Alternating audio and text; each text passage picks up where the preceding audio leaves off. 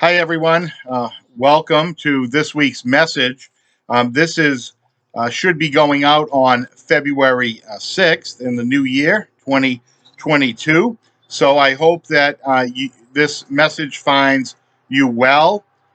Thank you for wearing masks as you come in to in-person worship in our church buildings.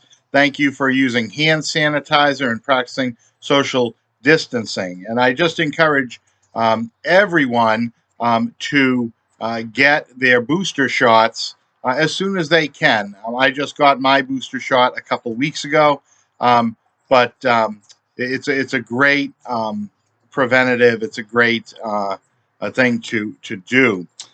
This week we find ourselves in the Gospel of Luke, chapter 5, and we see Jesus calling the fishermen. And I'll read to you. Once, while Jesus was standing beside the lake of Gennesaret, and the crowd was pressing in on him to hear the word of God, he saw two boats there at the shore of the lake. The fishermen had gone out of them and were washing their nets. You know, he's teaching these stories from the Gospels, um, when they were written, the Gospel writers are trying to get the major events that Jesus was doing. So as we read this, you'll notice that he kind of it sounds like a moment in time. So I would urge you to think of, as they wrote these accounts of healings and events of the calling of the disciples down, um, it was it was to their recollection of the events that happened. They weren't necessarily uh, focused on a chronological hour by hour account of Jesus's path, but he's here teaching. So he's already uh, gaining a crowd of followers. His name is already going around to as someone to listen to. So Jesus got into one of the boats, the one belonging to Simon, or we know him as Peter, and asked him to put out a little way from the shore. Then he sat down and he taught the crowds from the boat. So Jesus notices the fishermen, but he continues to teach. The crowds must have been pressing in on him because he gets on one of the boats and he says, Peter, just row me out a little bit so that I can preach from the water. No doubt to get a little bit distance between him and the crowds. So we can imagine there's a lot of people there. There he sat down and taught the crowds from the boat. When he had finished speaking, he said to Simon, "Put out into the deep water and let down your nets for a catch." And Simon answered, "Master, we have worked all night long, but have caught nothing. Yet if you say so, I will let down the nets." When they had done this, they caught so many fish that their nets were beginning to break. They have fished all night. Uh, Peter is already with Jesus. See the chronology of the story. Jesus would have known that Peter was out all night fishing. Perhaps Jesus met Peter on the shore, and the people were following him, and he began to teach them, and he began to see an opportunity to share. Perhaps he knew that Simon and his fellow fishermen were having a real dry spell. They were tired, they were exhausted, they had fished all night. Now they're cleaning their nets, which is a huge process. I remember looking in Gloucester and in Newburyport, and you'd see the fishermen come in, and they would be cleaning these huge nets on rollers, and it took a lot of work. So once they're cleaning it and putting everything away, it's a huge request to go back out and deploy the nets. And they caught so many fish that their nets were beginning to break. It's a miracle. It's a miracle. So they signaled their partners in the other boat to come and help them. And they came and filled both boats so that they began to sink. But when Simon Peter saw it, he fell down at Jesus' knees and saying, "Go away from me, Lord, for I am a sinful man." For he and all who were with him were amazed at the catch of fish that they had taken. And so also were James and John, sons of Zebedee, who were partners with Simon. Then Jesus said to Simon, "Do not be afraid. From now on, you will be catching people." See, he's calling them into service in his name, and they will be fishers of men. When they had brought their boats to shore, they left everything and followed him. Now, again, did that happen exactly at that moment, exactly on that day? That is not as important to our gospel narrative as Jesus knew the fishermen. He had spent hours with the fishermen. He knew that they were out on the boats and they were coming in and they had been fishing all day. They were tired, they were exhausted. He's teaching the people, and he decides to give the fishermen a win. Yeah, have you ever been so tired and so discouraged and you need a win? You need something to happen good. So he takes his friends, Simon and the others, and he says, "Go out and do a little more fishing." And they pull in these huge nets, and there's just a huge amount of fish. A miracle has happened. They know the waters. They know that they just fished those waters and there were no fish. All of a sudden, the miracle that Jesus performs by the shoreline is apparent. And that's why Peter is like, "No, I'm not worthy of this. I'm a sinner. I'm a normal man. I'm a regular man. I can't be in your company."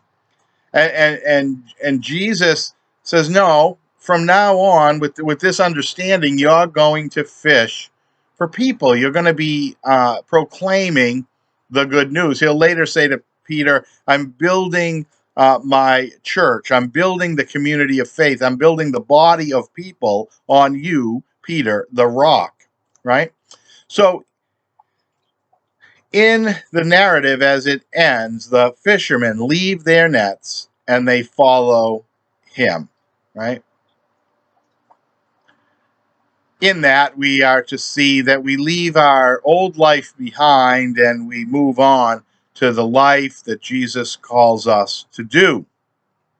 But I'm sure they didn't leave all those fish, because that would have been a waste. I'm sure that either the partners took care of the fish, the people were given the fish to eat, to stave off hunger.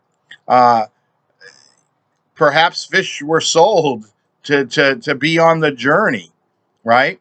So I would encourage you to think of these stories as more moments in time, right? Think about someone talking about Jesus and they say, "Oh, one time he did this, one time he did that." Back in chapter 4, right? Um, we see Jesus in Simon's house. Now, Simon's mother-in-law was suffering from a high fever, and they asked him about her. Then he stood over her and rebuked the fever, and it left her. Immediately she got up and began to serve him. That's in chapter 4, 38 and 39. And in chapter 5, Peter's been out all night fishing. So see the break in the linear story, right? Peter's at his house with his mother-in-law. Jesus heals the mother-in-law of Peter. The next chapter, Peter has been out all night trying to fish with no reward, no fish, right? And then immediately after this, right? It says once when Jesus was in one of the cities, there was a man covered with leprosy. When he saw Jesus, he bowed with his face to the ground and begged him, "Lord, if you choose, you can make me clean." And then Jesus stretched out his hand, touched him, and said, "I do choose, be made clean." Immediately the leprosy left him, and he ordered him to tell no one. He said, "Go and show yourself to the priests, and as Moses commanded, make an offering for your cleansing, for testimony to them. So in chapter 5, verses 1 through 11, we see the story of the miracle of the fish. And then um, in verse 12, the next verse, it says, once when he was in the cities, right? So Jesus's life, death, and resurrection happened. We hear these stories. The gospel writers were interested in getting the stories down. The takeaway from today's story was that Jesus healed Peter's mother in law immediately. She was made well. She got up and began to serve them. He created a magnitude of fish, a supernatural act, a miracle. And then a man with a chronic condition, leprosy, no medicine, no salve, no balm, nothing could cure a leprosy. And Jesus simply reaches out his hand, he touches the man, and the man is made well, the man is made clean. And Jesus says, go so that the priest can examine you so that you will be admitted back into your community, right? In other words, a healing has taken place. So what we take away from these stories of good news is that Jesus was a teacher. And many people, he was a world-renowned teacher, or at least in that region, he was renowned as a teacher, and he had something to teach them, a more excellent way to God. And he was a healer. He healed through touch. He healed through the spoken word. It goes on to talk about a man brought to him who is lame, and he heals him. You are made well, right? Jesus is a healer in a hurting world. And Jesus calls others to serve him, to also be teachers, to also be heralds of the good news, in a way, to be involved with the work of miracles. Isn't it amazing when we bring 500 pounds of food to a food shelter because of the generosity of our people? That's a miracle to the person that's getting that food. Isn't it amazing when we can have a counseling like NA or AA happening in our churches, and people are turning their life around, living a healthier, more productive life, a life that has purpose? Isn't that a miracle? And when we work with refugee populations to try to serve their needs, and they are helped, and they move from a position of being afraid and isolated and separated from the community, and we can help them get more acclimated, and that's a miracle. So Jesus calls the fishermen. I think he calls the fishermen because fishermen go out into the deep waters. They know the depth and the breadth and the width of the unknown. And they have to have intuition to know, and to know that those fish are. And they put down their nets, and they have hope as they draw those nets up day after day after day, night after night after night, as they draw those nets up, that there will be fish, that there will be sustenance, that there will be nourishment, that there will be a way to make a living. They have hope, they have faith in their work. They understand the unknown. We can't search the depths of the ocean in this first century world. We have to trust. Their work is on the sea. Their work is on the water. They know what it means to trust. So Jesus calls these ordinary men, and he says, come follow me. And there's something about Jesus. Everything that they're witnessing each day, in the teaching, in the healing, in his presence, and in the look in his eyes, they know to follow him. They know that this is what they must do. The story says they leave their nets, they leave their old life, and they follow him. As a pastor who has moved several times, I remember my first church where I moved from the familiar into this new church parsonage with a new church, and I was meeting a community of people. It was a different world. It was people that I probably wouldn't have had contact with. And then in another move, I met other people that were in a different. They weren't in more suburban. They were more in the country, and they were more rural people, and they did different jobs, and they had different industry in that area. And I've met congressmen and senators, and I've met um,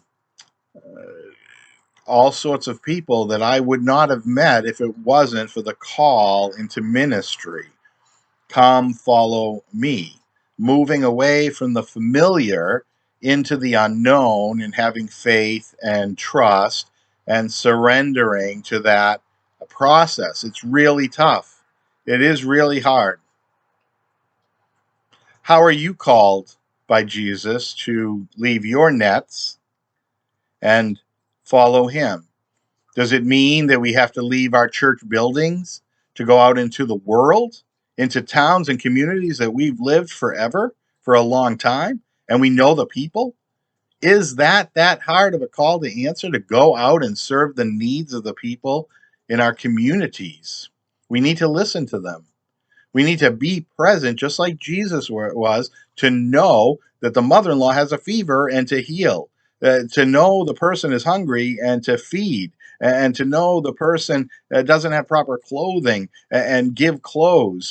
We need to be present outside of our church building to do that. Jesus is by the shoreline, he's in a boat, he's walking in and out of synagogues and in and out of towns and villages. He's walking on the road. And as he does this, he draws people to him and he asks people to follow him on his journey of faith.